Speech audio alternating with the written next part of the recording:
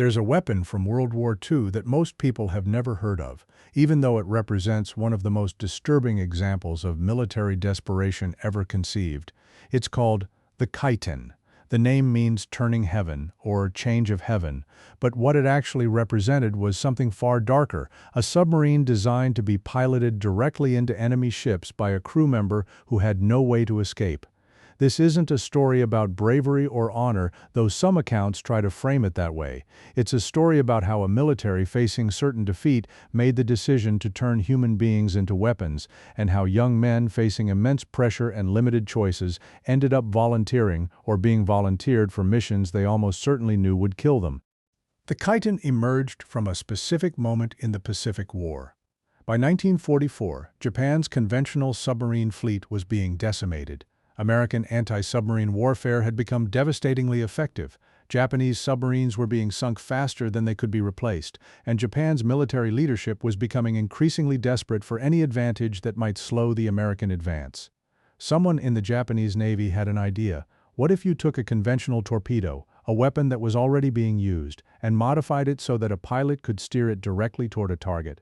What if you gave the pilot just enough control to ensure the weapon hit something important? What if you accepted that the pilot would almost certainly not survive the mission? On paper, it made a kind of desperate sense. A pilot-guided weapon would be far more accurate than an unguided torpedo. A pilot could identify a specific target and ensure the weapon hit it. The weapon would be smaller and lighter than a manned submarine, easier to deploy, easier to hide. And if you were willing to accept the pilot's death as a cost of doing business, the weapon became extraordinarily cost-effective. The Japanese Navy was willing to accept that cost. Think about this for a moment and tell me in the comments. If you were a naval officer in 1944 and you knew your conventional submarines were failing, would you propose a weapon that required a pilot to die to use it? What would have to be different about your thinking for that to seem like a reasonable choice? The first Kaiten pilots volunteered. That's the official story, and there's evidence it's partially true. The first crews who came forward for the new weapon system were indeed volunteers. Some were experienced submarine crew members who understood what they were being asked to do. Some were younger sailors who saw it as a way to strike back at the Americans. Some had motivations we can only guess at from the letters they left behind. But here's where the official story and the actual history begin to diverge. By the time significant numbers of Kaitens were being built, the volunteer aspect became increasingly complicated. Military records show that pilots were selected from the available pool of sailors. Officers would identify young men who seemed suitable and ask or tell them that they had been selected for a special operation. Some of these men volunteered after being selected. Some were pressured into volunteering. Some understood that refusing was essentially impossible. The distinction matters because it changes what we understand about who piloted these weapons. The Kaiten itself was an engineering marvel in its way. It was a long-range torpedo, approximately 8 meters in length. At the front was a large warhead, approximately 1,500 kilograms of explosives. Behind the warhead was a small compartment where the pilot would sit. The pilot had access to basic controls that allowed him to steer the weapon and adjust its depth. The pilot had instruments to help him navigate and locate targets. And the pilot had a periscope so he could see what he was heading toward. What the pilot didn't have was any way to escape once the weapon was launched. The compartment was sealed. The weapon was designed to be a one-way trip. The pilot would guide the Kaiten toward a target, confirm the target through the periscope, and then at the moment of impact, the weapon and the pilot would be destroyed in the explosion. That was the design. That was always the design. From the very first prototype, the Kaiten was never intended to allow the pilot to escape. The training for Kaiten pilots was grueling. Young men would spend weeks learning to operate the weapon, to understand its handling characteristics, to practice navigation. They would conduct practice runs in controlled environments. They would learn how to identify targets through the periscope. They would learn the procedures for launch and guidance, and they would have time to think about the fact that they were training for a mission they wouldn't survive. Some pilots wrote letters during their training. These letters were discovered after the war and have been preserved. What the letters reveal is complicated. Some express acceptance of their fate, some express doubt, some express fear, some express a sense of duty or honor, some express resignation, an acceptance that they had been selected and that refusing was not a realistic option. What almost none of them express is eagerness to die. Think about what you would write if you knew you were about to be sent on a mission that would definitely kill you. Would you write about honor, about duty, or would you write about fear, doubt, and the unfairness of the situation? What would the letter reveal about how you actually felt? The first Kaiten attack occurred in November 1944. A Japanese submarine carrying a Kaiten approached an American transport ship, the USS Underwriter, in the waters near the Philippines. The Kaiten was launched. The pilot guided it toward the ship. The Kaiten struck the ship and detonated. The USS Underwriter was damaged, though it didn't sink. The Kaiten pilot died. That first successful attack gave the Japanese Navy confidence that the weapon could work. More Kaitens were built. More pilots were trained. More submarine crews were briefed on how to deploy the new weapon. The strategy was forming. If Japan could sink enough American ships, if it could make the cost of attacking Japan high enough, maybe, just maybe, the Americans would be willing to negotiate. It was a strategy built on a fundamental misunderstanding of American politics and American culture. Japanese military planners believed that high American casualties would force the American government to seek a negotiated peace. They didn't understand that the American public, having suffered the attack on Pearl Harbor, was committed to seeing the war through to a conclusion. No amount of additional casualties was going to change that political reality. But Japanese military planners didn't have the benefit of that understanding. They operated on the assumption that the strategy could work. Between November 1944 and August 1945, approximately 100 Kaitens were deployed in combat operations. The weapons sank or damaged several American ships.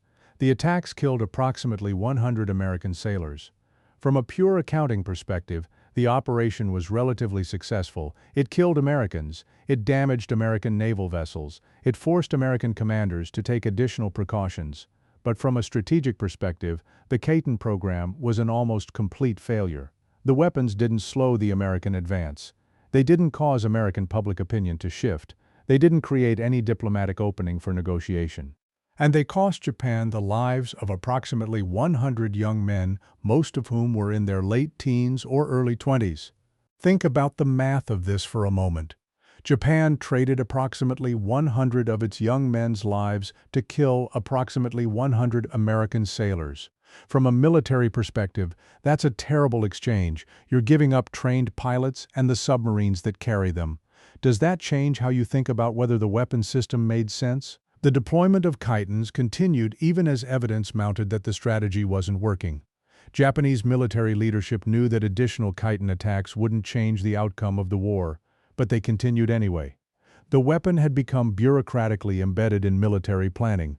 Resources continued to be devoted to building more of them. Pilots continued to be trained and selected.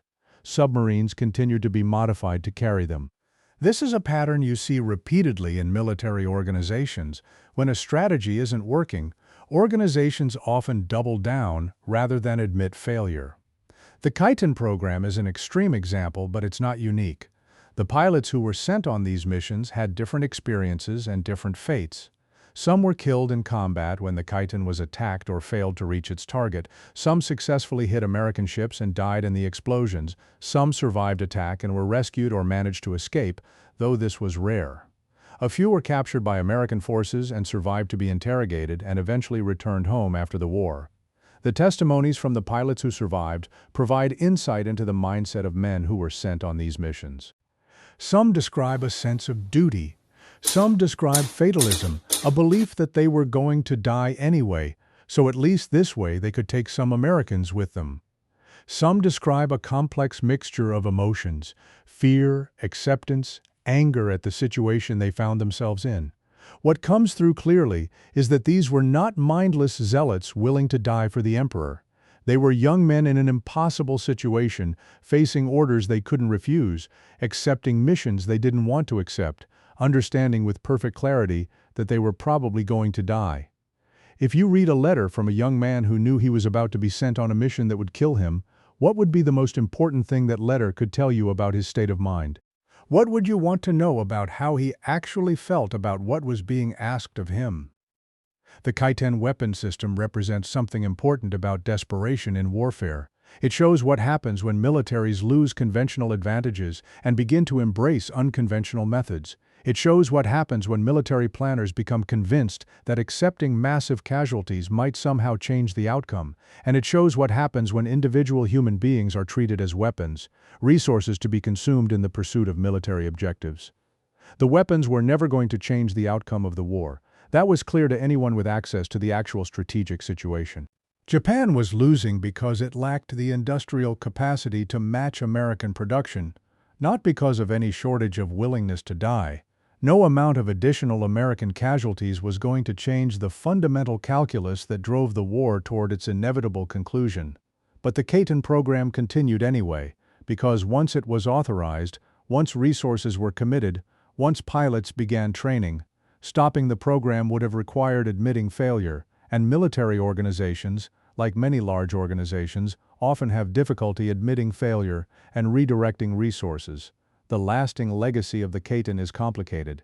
In some Japanese accounts, the pilots are remembered as heroes who sacrificed themselves for their nation. In American accounts, they're sometimes remembered as fanatics willing to die for an unjust cause. In reality, they were young men caught in circumstances beyond their control, making the best of impossible situations. After the war, some Kaiten pilots wrote memoirs or gave interviews. Their accounts provide a human dimension to the historical record. They describe the training, the uncertainty, the fear, and the sense of powerlessness that came with being selected for such a mission. They describe the camaraderie among the pilots, a shared understanding of what they were facing, and they describe the complexity of emotions that came with knowing they were probably going to die. These accounts challenge any simple narrative about the Kaiten program. They force us to see the pilots as individuals rather than as abstract weapons or ideological zealots. The Kaiten represents a limit to military innovation.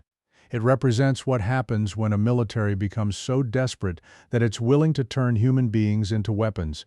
It represents the point at which military strategy becomes indistinguishable from suicide, and it represents the human cost of warfare at its most stark and most terrible. Think about this question and answer it in the comments. When we remember or discuss the Kaiten pilots, should we focus on them as volunteers making a sacrifice? Should we focus on them as victims of military coercion? Or should we try to hold both perspectives at the same time, understanding that the reality was more complicated than either narrative alone? The fact that the Kaiten weapon system was developed and deployed tells us something about Japan's military situation in 1944. It tells us that the military leadership understood Japan was losing. It tells us that the leadership was willing to embrace desperate measures, and it tells us that the military was willing to sacrifice its own personnel in ways that went far beyond what even the brutal standards of wartime would normally accept. This pattern of increasingly desperate weapons and increasingly desperate tactics appears repeatedly in the final year of the Pacific War. From the Kaiten to the kamikaze aircraft to the plans for armed civilian resistance on the home islands, there's a consistent pattern of Japan's military leadership becoming willing to accept massive casualties, including the deaths of their own people, in the hope that somehow the tide could be turned.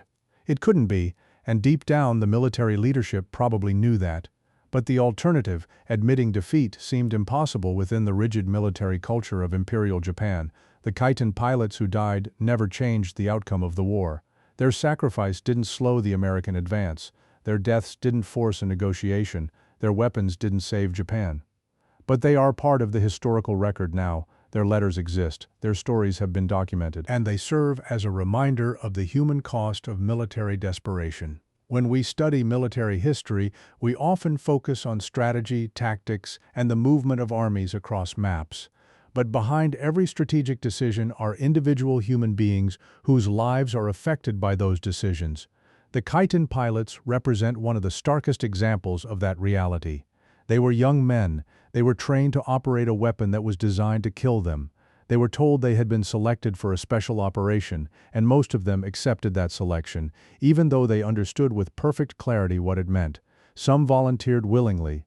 Some volunteered because the pressure to volunteer was overwhelming. Some volunteered because refusing was essentially impossible. The distinction between these different kinds of volunteers matters. It matters because it affects how we judge the Kaiten program and what it tells us about Japanese military culture at the end of the war.